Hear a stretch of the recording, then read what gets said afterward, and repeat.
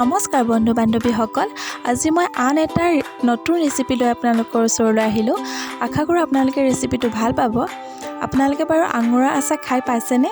মই আজি বনাম আঙুৰৰ আচাৰ।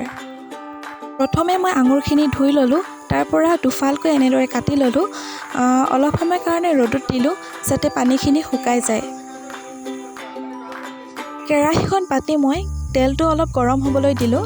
গৰম হোৱাৰ পাছত মই আকৌ গেছটো অফ কৰি দিলোঁ অকণমান ঠাণ্ডা হ'বৰ কাৰণে।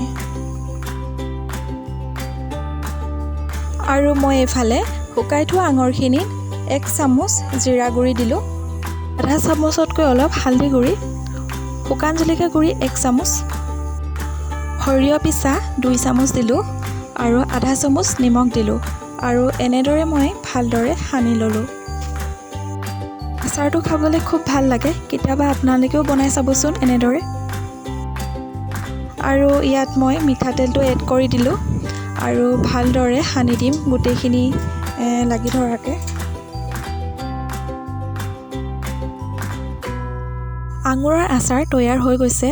ইয়াৰ পাছত মই গোটেইখিনি এটা কাঁচৰ বটলত ভৰাই ল'ম আৰু কেইদিনমানৰ কাৰণে মই ৰ'দত দি থাকিম। আপোনালোকেও কেতিয়াবা বনাই খাব। আৰু যদিহে ভিডিঅ'টো চাই ভাল পালে like, comment, share and subscribe কৰি দিব। Bye bye.